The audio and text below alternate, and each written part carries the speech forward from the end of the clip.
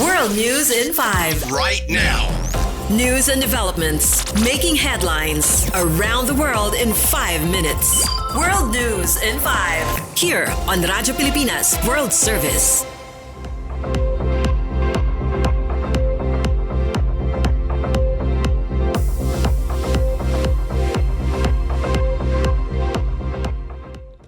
Good day.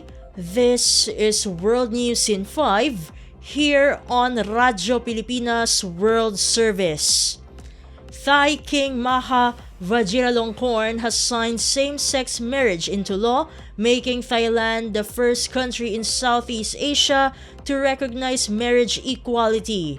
It is noted that the king gave royal assent to the new law passed by Parliament in June, which will take effect in 120 days, meaning the first weddings are expected to take place in January.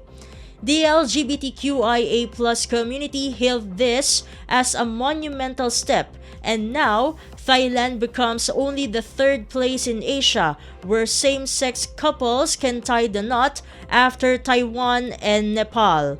The law on marriage now uses gender-neutral terms in place of men, women, husbands, and wives, and also grants adoption and inheritance rights to same-sex couples.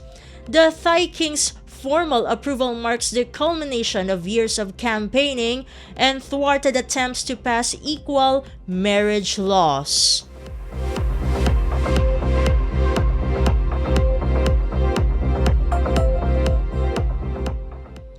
In other news overseas, a zoo in Finland will return 2 giant pandas to China 8 years early, saying it can no longer afford to look after them.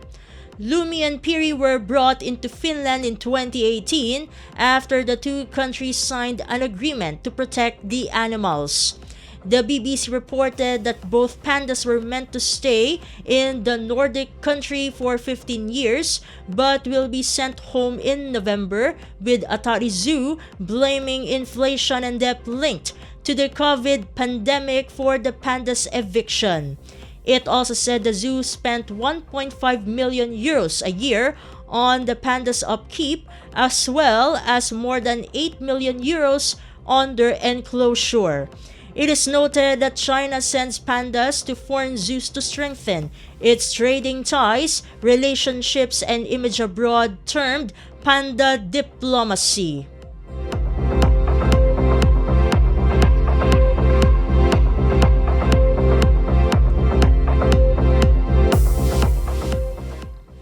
And news from the Philippine Foreign Service Post.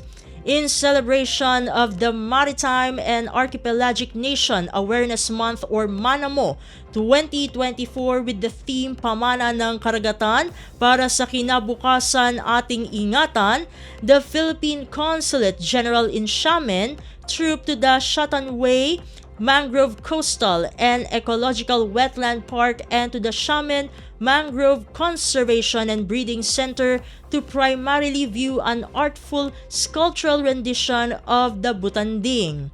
Consul General Maria Antonina M. Mendoza Oblena, in brief remarks during the visit, stressed the importance of the Manamo celebration and stated the relevance of the Butanding and Shatanway Park to the month's celebration. It is noted that the presence of Butanding in various regions in the Philippines, primarily in Donsol, Sorsogon, has resulted in positive economic developments.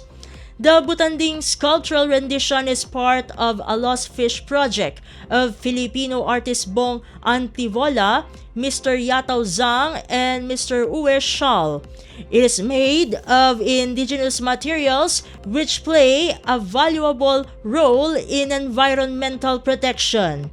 Meanwhile, the visit showcased Xiamen's success in mangrove conservation efforts, demonstrating not only environmental protection and scientific research, but also popular science education and recreation.